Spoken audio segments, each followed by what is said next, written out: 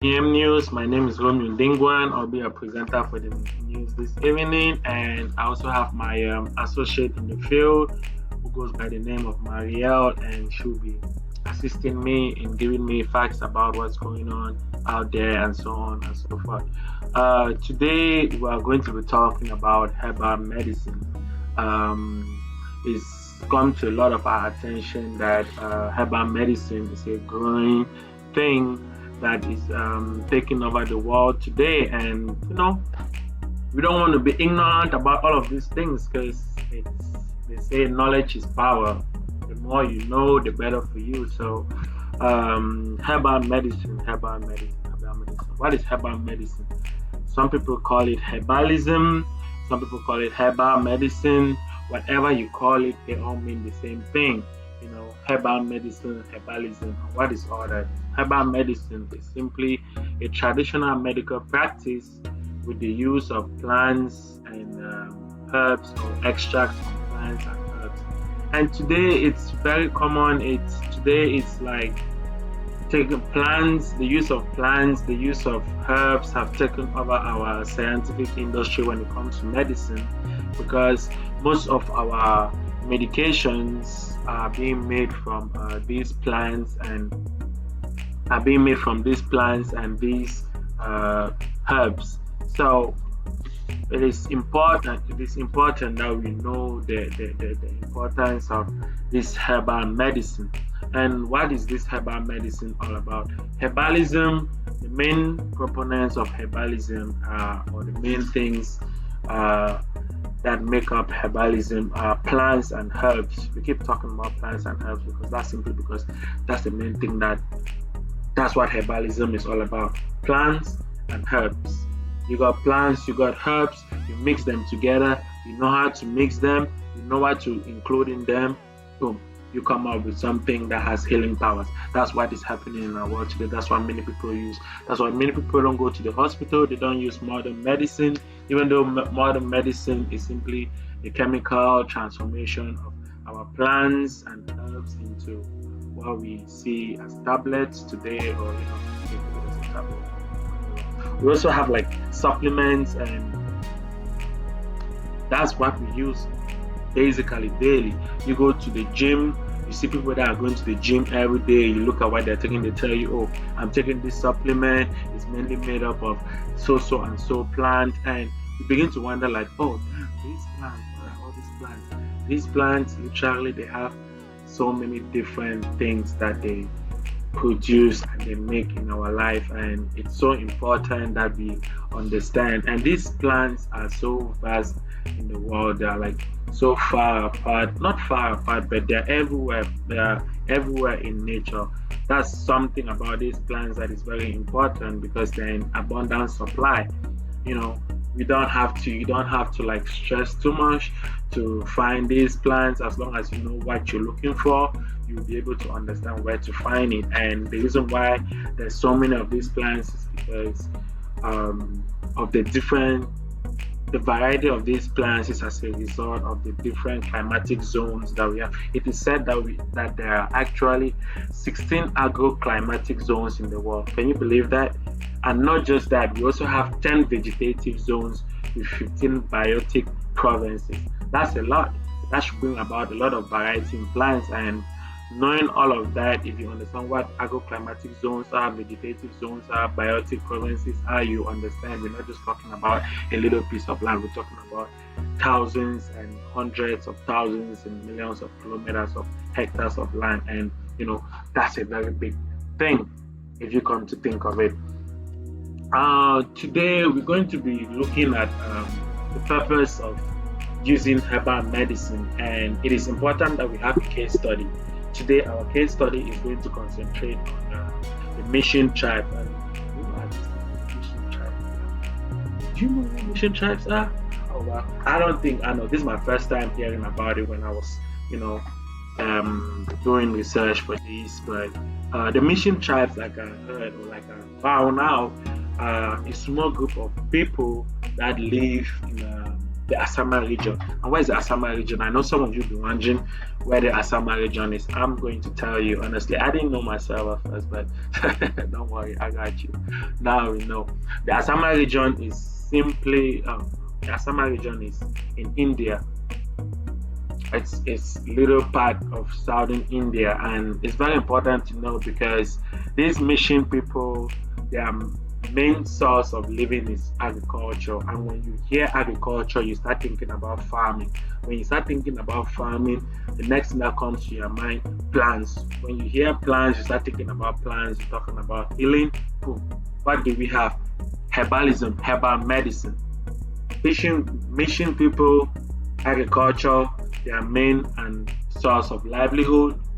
They do a lot of farming, so it's very obvious that, and they live in the bushes, so that should already give you an understanding that these people are not part of our modern society, as in that the technological know-how that we have in modern society today hasn't reached these people, and it's not a bad thing, but obviously they haven't had the chance to experience this modern technology.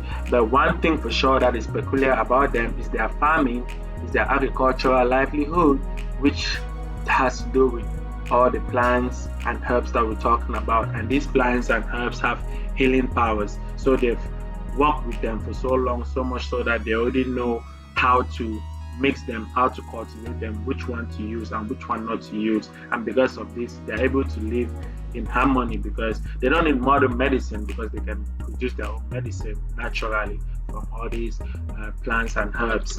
And from that, after having done that, we're going to go to the cures and treatment. And this is good. I'm going to transfer the news to my associate Mario to take over, so we can listen to and know some cures and treatment of herbal medicine. Thank you.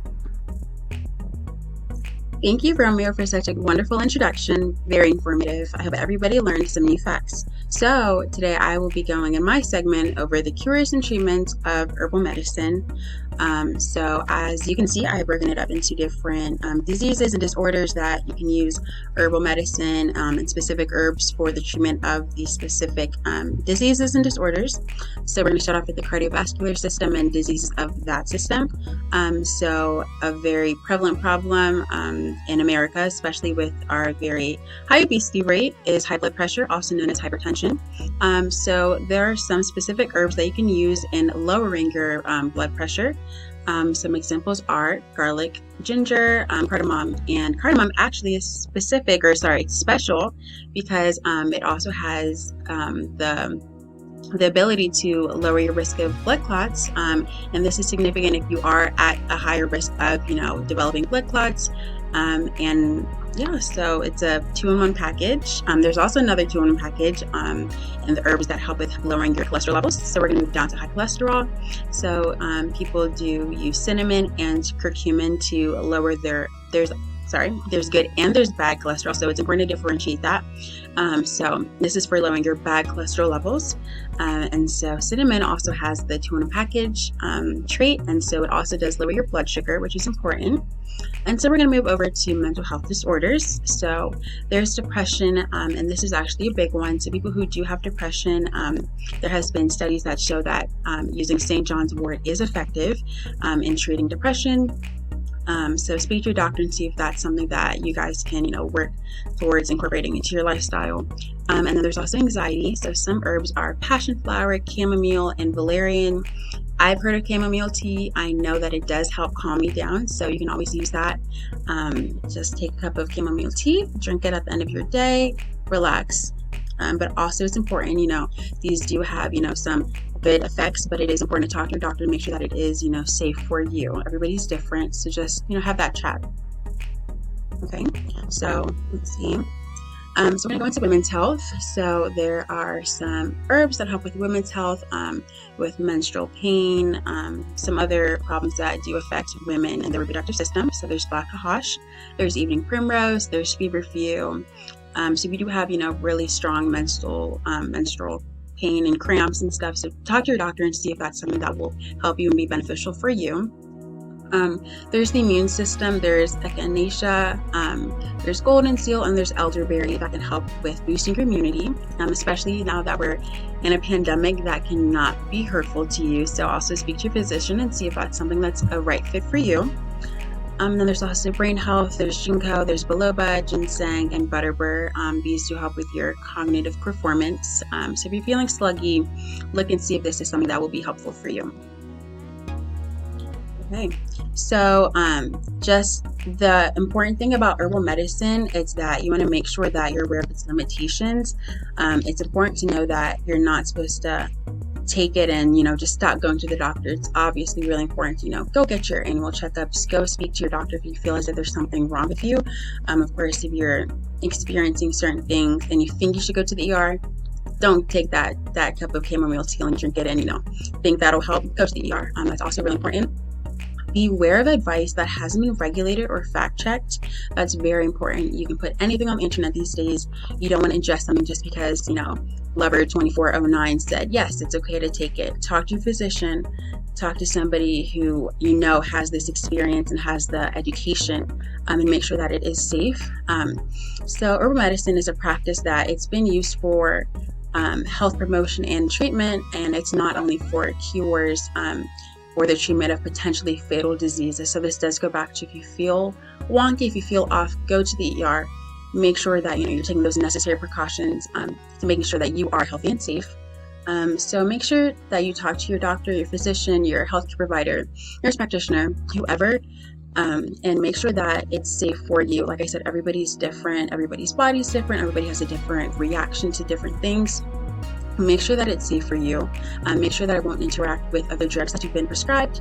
If you go to the doctor, they ask you what other, medications have you been prescribed? What else are you taking? And this is important to know that there may not, or they may be interactions with, these herbs and these drugs. So definitely bring that up to your doctor if you are starting a new herbal supplement, especially. And then you should check the efficacy and what amount has been deemed safe. You don't want to, ingest too much and then have these terrible side effects. So that's also important when you are starting to get into herbal medicine. Okay, so herbs have been used for health promotion since the beginning of time, since there's actually been studies and evidence that this has been a practice that can go back to the ancient times. So it's still widely used across the world. Actually, there has been a study that shows that around 80% of the world's population does use herbal medicine, which is fascinating. Herbal medicine and herbs do play a large role in commercial medications that are out today. And herbal medicine does have its pros and cons, just like anything else. But it's really important that you make sure that it's beneficial for you, it's safe for you. So have these necessary conversations with your physicians, and just make sure that it's the right fit for you. So thank you so much for coming to Romy and I segment. I hope you learned so much. If you think that this is right for you, of course, talk to your physician, talk to your nurse practitioner, your healthcare provider, whoever you see, and just, try it out. Thank you so much. Have a great rest of your day.